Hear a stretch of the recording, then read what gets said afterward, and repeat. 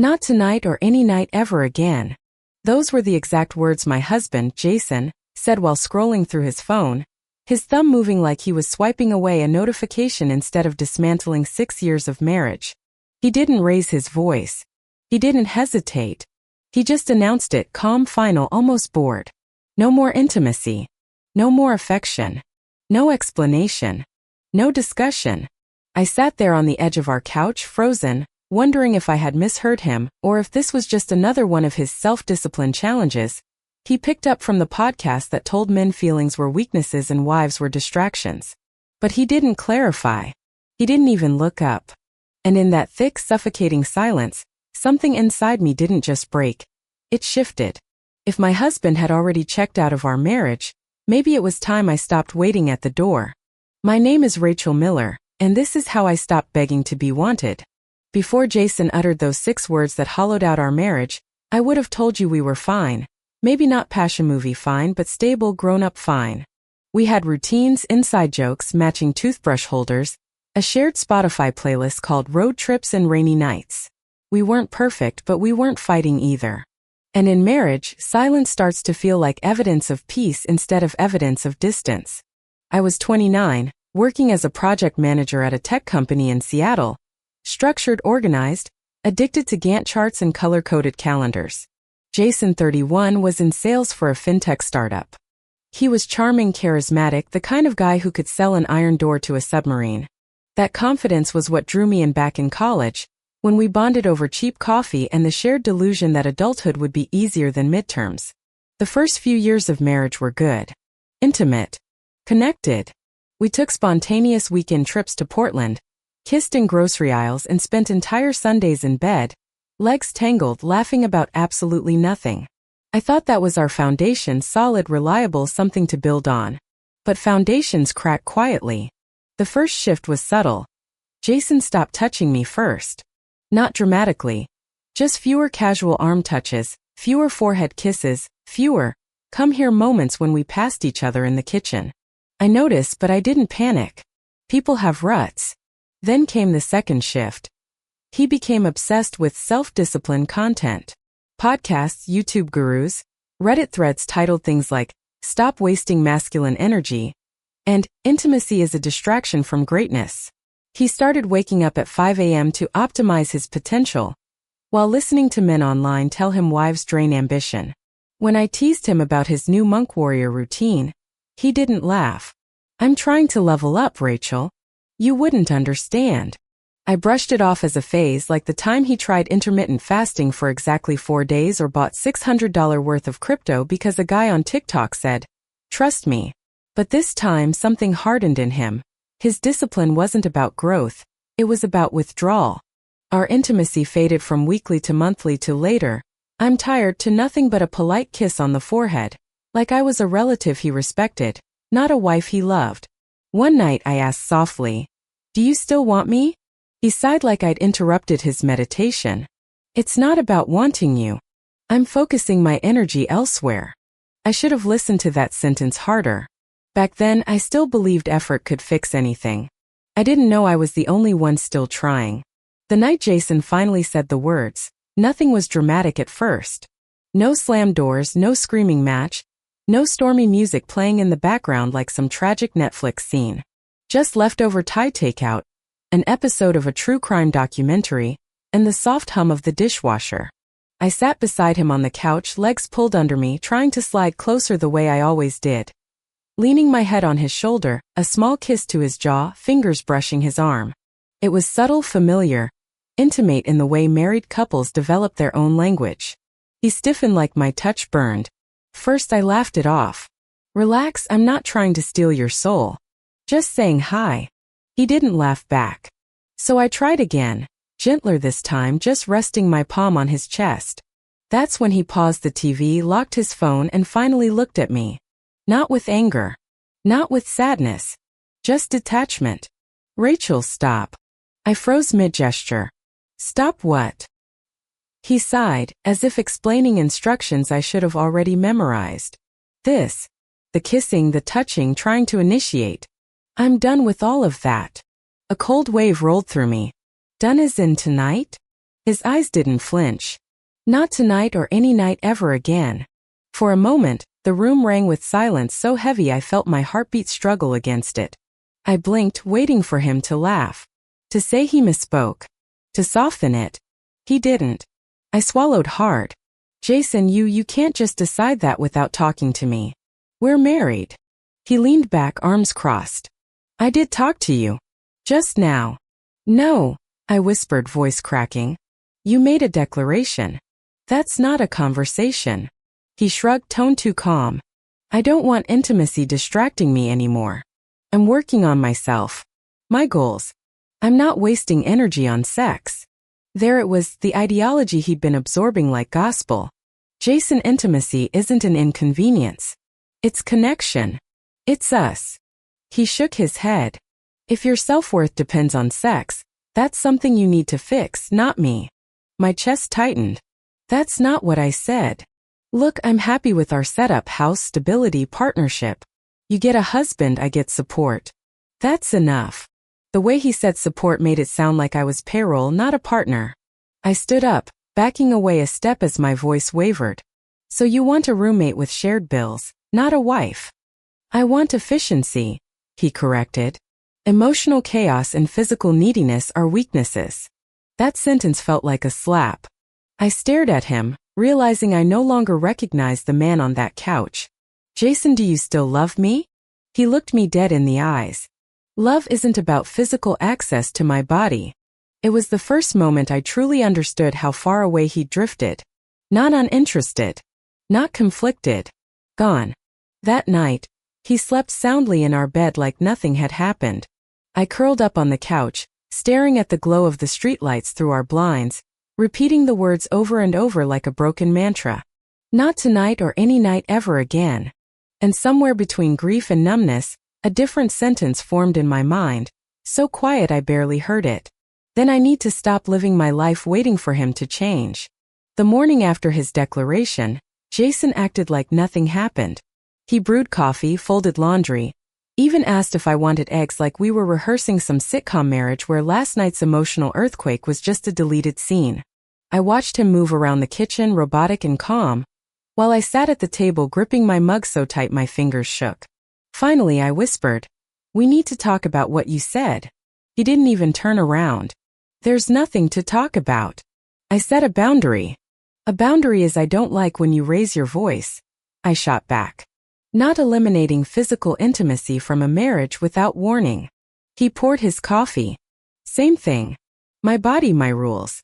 The logic hit me like ice water. He wasn't confused. He believed this. That week I tried everything to bridge the gap. Soft conversations, gentle questions, moments of vulnerability. I regretted the second he dismissed them. One night, after sitting silently through dinner, I finally asked, "Jason, please, just help me understand why you don't want me anymore." He sighed as if I'd interrupted something profound. "Why does everything have to be about you? I'm trying to elevate myself. Sex is a distraction. I don't have time to be drained." Drained? I choked out. "Being close to me drains you?" He rubbed his temples. "Not you specifically. Women. The emotional maintenance. I'm conserving energy for things that matter." My heart plummeted. "I thought we mattered." He shrugged. "You're overreacting. You always do." Alyssa was the first person I told. We sat in her car outside a Target parking lot, groceries melting in the trunk while I choked through tears. He just shut me off. "Like a faucet," I whispered. Alyssa's eyes narrowed. "That's not a phase, Rachel. That's emotional abandonment. I don't want to leave him. I want to fix it." She reached over, squeezing my hand. "You can't fix something he already decided to stop caring about." I swallowed the truth like broken glass. Back home, the atmosphere shifted, subtly but enough. Jason stopped hugging me hello. Stopped touching me in passing. Stopped saying goodnight. The bed felt too big, too cold, and I eventually took a pillow to the couch, not because he asked me to, but because lying next to someone who rejected you silently is its own form of torture. He didn't follow me. He didn't ask why. He didn't even pause his show. 3 days later, I tried a new tactic. "Will you go to couples therapy with me?" I asked over breakfast, voice steady despite the panic in my veins. He laughed. Actually laughed. I'm not paying someone to tell me you're entitled to sex. That's not, Jason, that's not what I want. I want connection. He set down his fork, expression flat. I already told you my decision. If you're unhappy, that's something you need to manage. Manage how? I whispered. He looked at me with the calmness of someone making a business proposal. Focus on other things. We don't need intimacy to function as a couple. We're fine as we are. We're not fine. He shrugged. You're the only one who thinks that. That night, I lay awake staring at the ceiling while he slept beside me, scrolling through his phone in the glow of the screen like I didn't exist. And this time, instead of crying, I felt something far more dangerous. Clarity. I couldn't keep trying to revive something he'd already buried. Soon I would have to bury something too. But not us. Not yet. Just the version of me who kept begging. The turning point wasn't a dramatic explosion. No door slamming, no suitcase packed at midnight, no screaming down hallways. It was a quiet Tuesday morning at 5:17 a.m. I woke up alone, not because Jason wasn't there, but because he'd migrated to the farthest edge of the bed, headphones in, listening to another Discipline Mindset podcast while I pretended not to hear lines like, "A man's greatness begins when he stops wasting himself on emotional labor. Physical intimacy is a trap that keeps men docile. Women drain potential. Celibacy fuels ambition." I stared at the ceiling, chest tight, tears refusing to fall this time. I wasn't sad anymore. I was done. Not with the marriage, but with begging for one. I slipped out of bed, tied my hair up, grabbed my running shoes and walked out the door into the cold morning air like I was walking into a new life. I ran until my lungs burned. I ran until my mind stopped screaming. I ran until I realized something terrifyingly simple. If my husband didn't choose me, I could choose myself. That morning I made 3 decisions. Decision 1, my time is mine again. I set my alarm early every day. Jogging, meditation, journaling, things I'd never had time for. Because I spent years arranging my life around keeping Jason happy. By the time he woke up, I was showered, dressed, coffee brewed, laptop open. The first time he saw me at the kitchen table that early, he frowned. "You're up already?" I closed my notebook calmly. "Just making some changes." His eyes narrowed like he couldn't figure out if he should be impressed or threatened. Decision 2. My attention is no longer wasted on someone who ignores it. At work, I stopped leaving early to make dinner. I stayed late, volunteered for bigger projects, joined a mentorship program. That's when I started talking more with Daniel, funny, sharp, observant in that annoyingly perceptive way. He was someone who asked questions and actually waited for the answers. After a long strategy session, he looked at me over a stack of notes. "You've been killing it lately. New routine." I smiled, stirring my tea. "More like new priorities."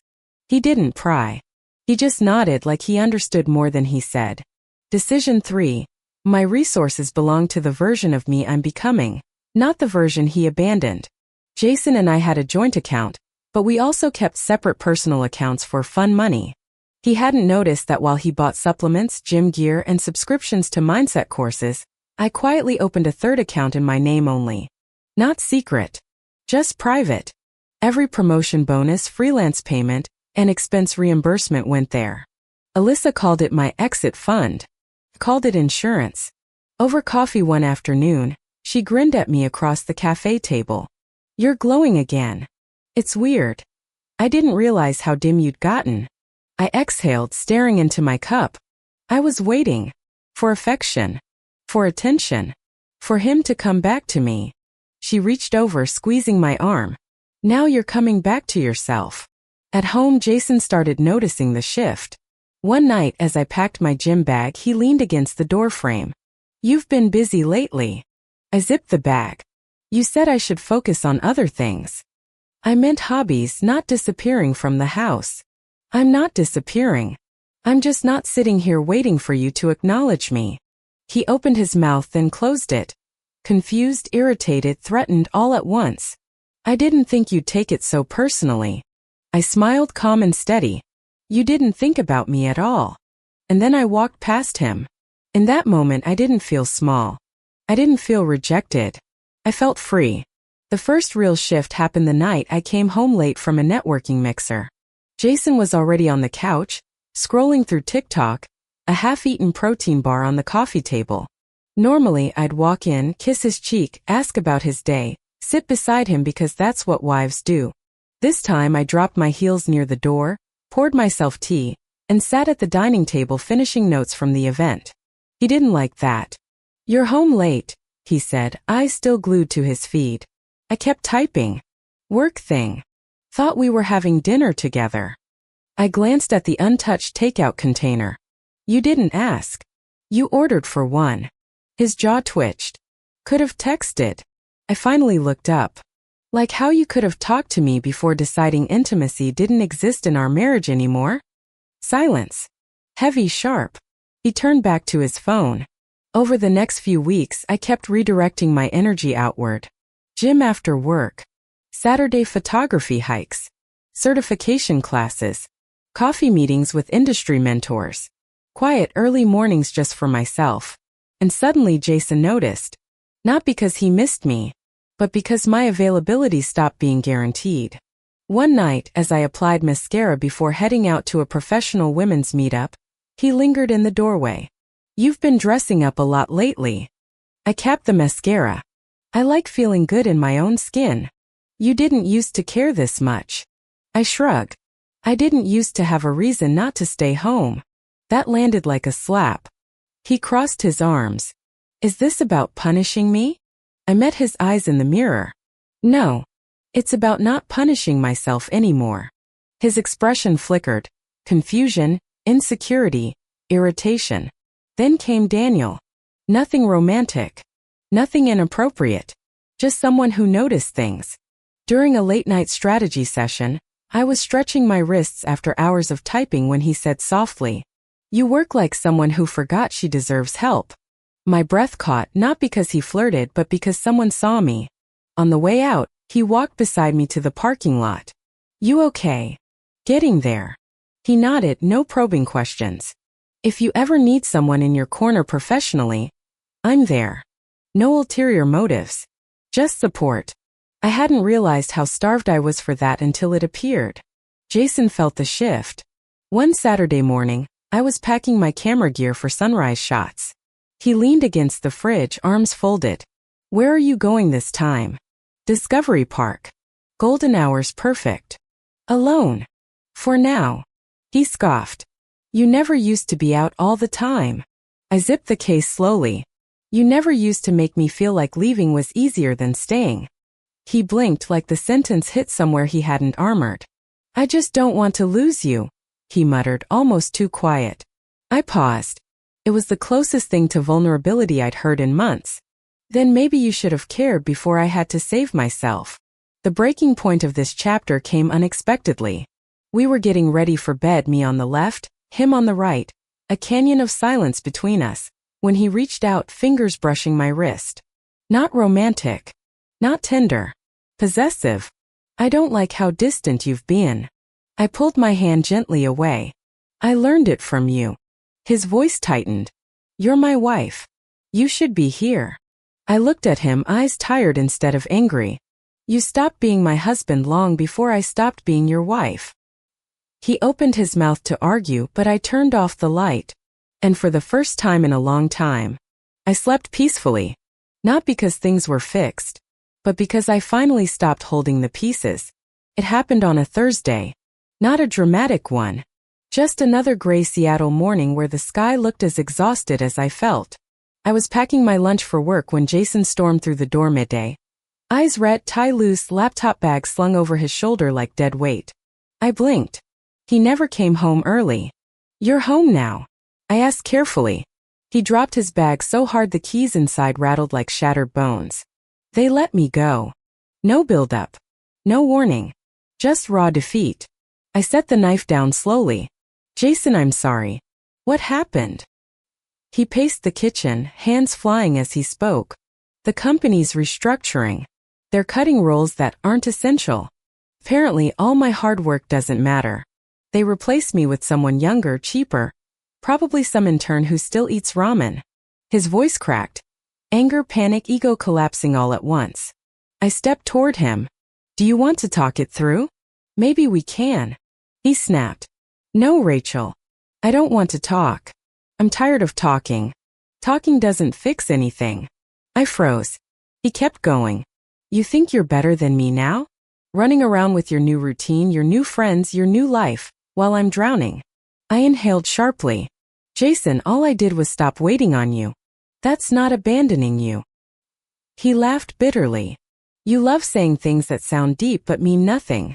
That night, he sulked on the couch while I worked in the kitchen, prepping slides for a presentation. When I finished, I opened my planner and started reconciling finances. What bills were due, what accounts needed topping up. He watched me, eyes sharp. Speaking of money, I'll need you to cover more of the expenses this month. Maybe next few months. I didn't look up. How much are you thinking? Mortgage, utilities, insurance, just until I get back on my feet. You're making more now anyway. I closed the planner gently. Jason, you told me you wanted a marriage without intimacy, connection, or shared emotional labor. You wanted independence. He glared. Don't twist this. I need support right now. I folded my hands on the table. I needed support too. For months. I begged for it. You called me needy. This is different. You're right, I said softly. Back then you chose withdrawal. Now you want partnership again, just the parts that benefit you. His mouth tightened. You're going to refuse to help me? I'll pay my half. The same arrangement you insisted on. He scoffed. Wow. You're really doing this, punishing me for setting boundaries. I snapped finally. Boundaries? You cut off intimacy, affection, communication. Everything that makes marriage more than a tax arrangement. Then you expected me to keep being the perfect wife while you acted like a monk with Wi-Fi. His expression faltered, one beat of genuine shock. I continued, voice sharper now. You didn't want partnership. You wanted a servant who didn't ask questions. He stepped forward, anger rising again. I never said that. You didn't have to. Your actions did. Silence filled the room, thick and suffocating. Later that night, still tense, we sat across from each other in the dimly lit living room. He spoke first. I think we should start over. Wipe the slate clean. My heart clenched because months ago I would have given anything to hear that. But now? He continued, hopeful for the first time. Maybe we can reconnect. Try again. Get back to how things were. I breathed slowly, choosing every word with surgical precision. You're asking for intimacy again because you lost your job. His face flushed. No. I miss us. You miss stability, I corrected. You miss comfort. You miss the benefits of marriage without the responsibilities. He slammed his fist on the coffee table. Why are you acting like the enemy? I'm your husband. My voice dropped to a whisper. You stopped being my husband the day you stopped choosing me. His eyes flickered, fear, realization, regret. So that's it? I lose my job and suddenly you don't care. I shook my head, painfully calm. No, Jason. I stopped caring long before you lost your job. I just finally have the clarity to admit it. His voice cracked. Please don't leave me now. I looked at him, really looked, and realized something devastating. He wasn't begging for me. He was begging for the version of me who centered him. Jason, I'm still here. But I'm not waiting anymore. The shift didn't happen overnight. But it happened fast enough that I noticed the first time Jason looked at me not with indifference but need. It was 2 weeks after he lost his job. I walked into the kitchen in workout clothes, hair still damp from a morning run, when he stopped scrolling and just stared at me. Not hungry. Not loving.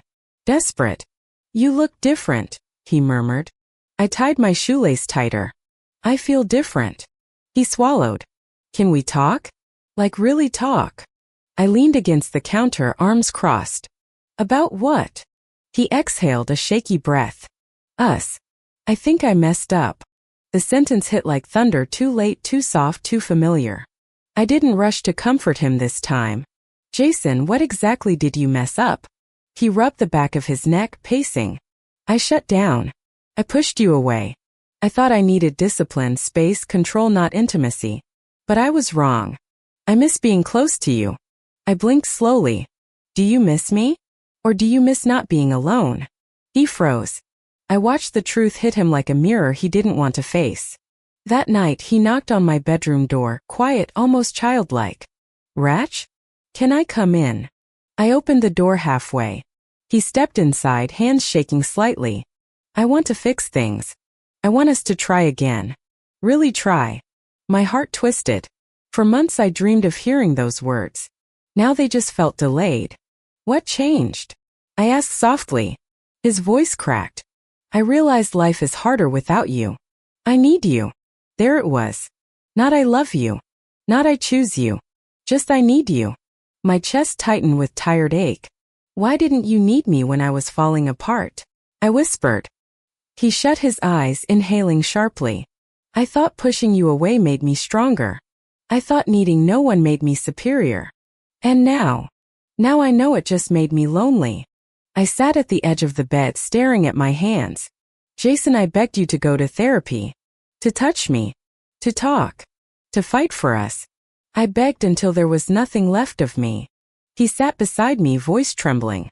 I'm begging now. It stunned me, not because he begged, but because hearing it did nothing to fix the emptiness inside me. I finally spoke, voice small, steady, heartbreakingly honest. I needed you before I rebuilt myself.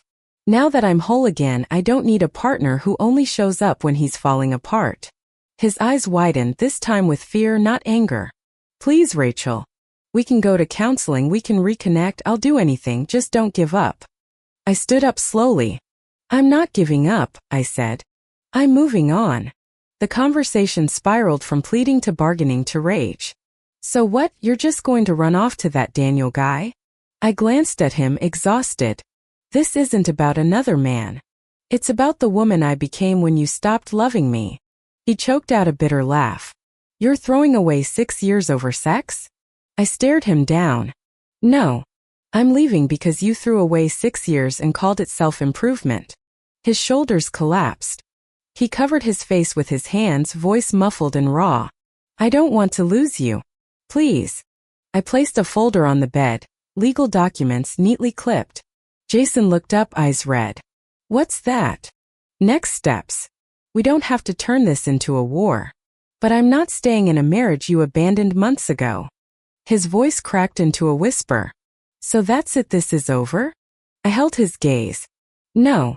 It ended the night you said, any night ever again. I'm just finally catching up. When I walked out of the room, he didn't follow. He sat there, shoulders slumped, staring at the floor like it finally spoke the truth he'd ignored for too long. That night, he slept in the bed alone. I slept on the couch. Not because I was unwanted this time, but because I chose distance. And for the first time, the silence didn't feel like rejection. Felt like closure. I moved out on a Sunday morning. No drama, no screaming, no cinematic rain pounding against the windows. Just cardboard boxes stacked beside the door, a rideshare waiting outside, and the quiet heaviness of a choice long overdue. Jason stood in the hallway, arms crossed like he was holding himself together. You really won't stay. His voice cracked. Not angry this time, just small. I tucked a strand of hair behind my ear. I stayed long after you stopped showing up. This is me catching up to reality. He looked down at the floor, jaw trembling like he wanted to say something profound but couldn't find the words. For a moment I almost felt guilty. For a moment I almost turned back. But then I remembered the nights I cried beside someone who didn't notice. The months I begged for scraps of affection. The way my body felt like furniture beside him. The way my heart felt disposable. So I picked up the last box and left. Jason didn't stop me. He just watched my reflection in the glass door as it closed behind me. My new apartment was small, too small really, but it felt like oxygen. No silent bed with a canyon between two bodies. No careful tiptoeing around a man trying to optimize his energy by ignoring his wife. Just quiet. And possibility. The first morning there I brewed coffee, opened my laptop, and sat at a tiny kitchen table overlooking the street below. People walked dogs, biked to work, carried groceries. Life was moving again, and for the first time in a long time, I wasn't standing still waiting for someone to choose me. I chose myself. Work became a refuge but not an escape, an expansion. A month after moving out, I finished my certification, got promoted to project lead, and started managing my own team. My calendar filled with strategy meetings, client pitches, leadership calls. Not because I was avoiding pain, but because I finally had space to grow without begging for permission to take up space. Daniel noticed, of course. One afternoon, he stopped by my desk with 2 coffees. "For you. You've been putting out fires since 9 a.m. I raised an eyebrow. "You keeping score?" He smirked. "Just making sure someone notices how hard you're working." It wasn't flirty, just kind. The kind of kindness that doesn't demand anything back. Later that week, he invited me to join a photography meetup. I went. We took shots at Pike Place at sunset, neon signs reflecting in rain puddles like melted gold. He walked me home but didn't try to hold my hand. Didn't ask to come in. He just stood outside my building and said, "You're different now. Stronger. I hope you see it." Then he left. And for once, I didn't collapse into loneliness. I exhaled into freedom. Jason tried reaching out a few times, apology texts, long voice notes, late night calls I didn't answer. Not malicious. Just sad. Lost. One message stuck with me. "I didn't realize what I had until you stopped waiting for me to care." I sat with that sentence for a long time.